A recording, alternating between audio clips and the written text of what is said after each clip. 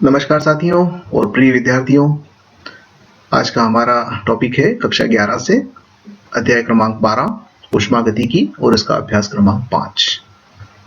रुद्धोष्म विधि द्वारा किसी गैस की अवस्था परिवर्तन करते समय उसकी एक अवस्था ए से दूसरी अवस्था बी तक ले जाने में निकाय पर 22.3 जूल कार्य किया जाता है।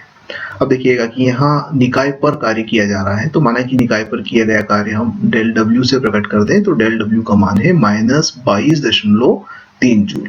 चिन्ह परिपाटी का ध्यान रखेंगे कि जब निकाय पर कार्य होगा तो ऋणात्मक कार्य होगा, जब निकाय कार्य करेगा तो धनात्मक कार्य करेगा। और चूंकि रुद्धोष्म विधि से कार्य हुआ है तो रुद्धोष्म प्रक्रम के अंदर हम जानते हैं कि डेल क्यू का मान शून्य, न तो ऊर्जा बाहर से अंदर आती है और न अंदर से बाहर जा सकती है। तो एक बात तो ये हो गई, यदि गैस को दूसरी प्रक्रिया द्वारा अवस्था ए से बी में लाने में निकाय द्वारा अवशोषित नेट ऊष्मा 9.35 कैलोरी है। अब देखिए कि एक तो ये हो गया कि ए से बी तक लेकर आए हम रुद्धोष्म विधि से, तो हमने इतना कार्य किया। ठीक, तो एक काम करते हैं, पहले इसे हम हल कर लेते हैं थोड़ा सा। ऊष्मागतिकी का प्रथम नियम कहता है कि डेल क्यू बराबर del U plus del W, अर्थात दी गई ऊष्मा बराबर आंतरिक ऊर्जा में परिवर्तन प्लस किया गया कार्य। तो चूंकि यहाँ पर डेल यू का मान शून्य है तो डेल क्यू बराबर शून्य, डेल यू और -22.3, यानी कि आंतरिक ऊर्जा में परिवर्तन हुआ है 22.3 जूल से। तो निकाय पर जब कार्य करेंगे तो आंतरिक ऊर्जा में परिवर्तन धनात्मक होगा, तो निकाय में इतना आंतरिक ऊर्जा में परिवर्तन होता है अवस्था ए से अवस्था बी तक जाने में।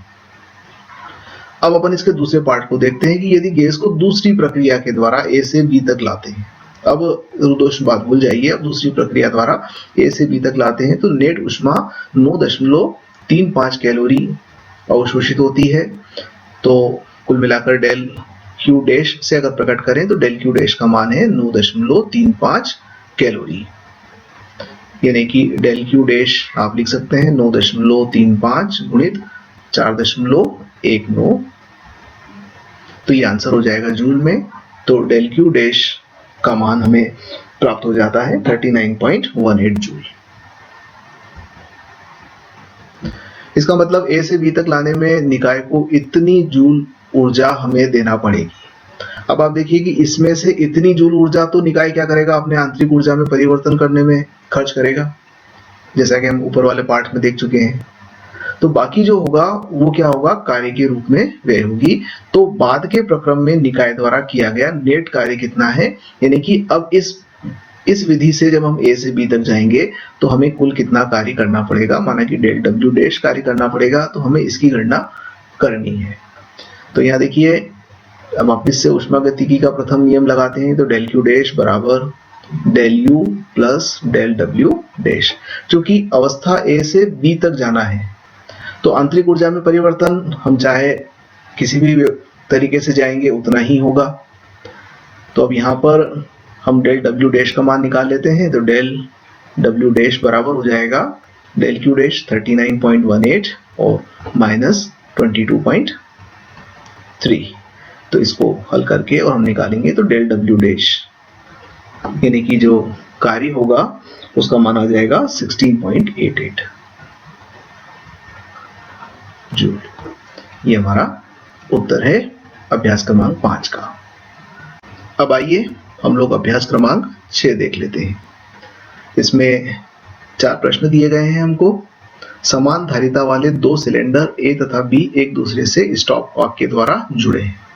माना कि 2 सिलेंडर है हमारे पास में, ए और बी, दोनों के बीच में एक स्टॉप कॉक लगा है, यानी कि नली लगी है, पर हमने उसको कॉक कर रखा है, रोक रखा है।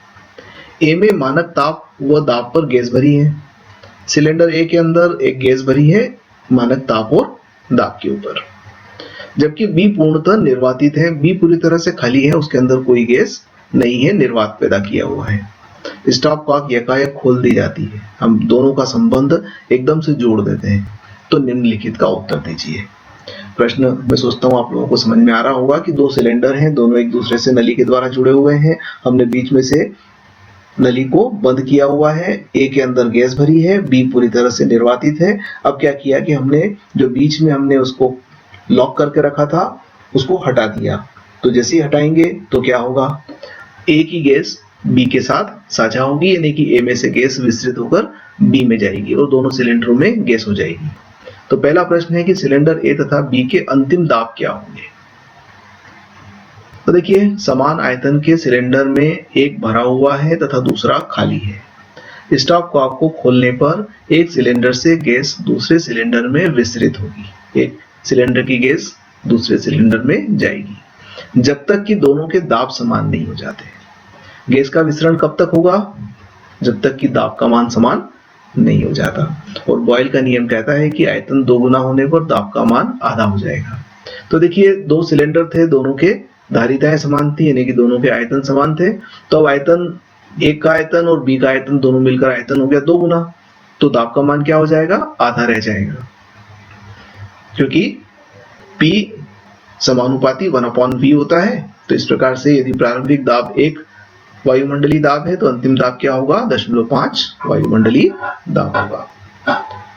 अब बी वाला पार्ट देखते हैं कि गैस की आंतरिक ऊर्जा में कितना परिवर्तन होगा। तो इसका उत्तर है आंतरिक ऊर्जा में कोई परिवर्तन नहीं होगा, क्योंकि आंतरिक ऊर्जा में तो परिवर्तन तब होता है जब निकाय पर कार्य किया जाता है या निकाय द्वारा कार्य किया जाता है। निकाय पर कार्य करेंगे तो आंतरिक ऊर्जा बढ़ेगी, निकाय द्वारा कार्य किया जाएगा तो आंतरिक ऊर्जा कम हो जाएगी। यहाँ दोनों में से कोई काम नहीं हुआ, गैस ए से विस्तृत होकर बी में चली गई, इसलिए निकाय द्वारा कोई कार्य नहीं हुआ है, तो आंतरिक ऊर्जा में कोई परिवर्तन नहीं होगा। और सी के अंदर गैस के ताप में क्या परिवर्तन होगा, तो गैस के ताप में परिवर्तन तभी होता है जब आंतरिक ऊर्जा में परिवर्तन होता है। यहाँ चूंकि गैस द्वारा या गैस पर कोई कार्य नहीं हुआ, आंतरिक ऊर्जा में कोई परिवर्तन नहीं हुआ, तो ताप में भी कोई परिवर्तन नहीं होगा। और चौथा है कि क्या निकाय की माध्यमिक अवस्थाएं इसके पीवीटी पृष्ठ पर होगी। माध्यमिक अवस्था से मतलब यह है कि ए से बी में जब गैस विस्तृत होगी तो उस स्थिति में बीच में जब दाब दोनों के समान नहीं हो पाए हैं, ए का दाब घट रहा है और बी का दाब बढ़ रहा है, ऐसी स्थिति में क्या हम दाब, आयतन और ताप, इसका जो एक कॉम्बिनेशन है जिसको हम गैस समीकरण कहते हैं, तो क्या उसके द्वारा इसको व्यक्त कर सकेंगे। तो इसका उत्तर है कि यह प्रक्रिया अनियंत्रित है। जैसे ही आपने कॉक खोला वैसे ही गैस एकदम से विस्तृत होकर दूसरे उसमें जाएगी। तो इसमें माध्यमिक अवस्था में कोई संभावना नहीं है कि हम पी और टी के मान ज्ञात करके उसकी स्थिति को निर्धारित कर सकें, जैसा कि आदर्श गैस की स्थिति में होता है। तो यहाँ ऐसा कोई भी प्रयास संभव नहीं होगा। धन्यवाद।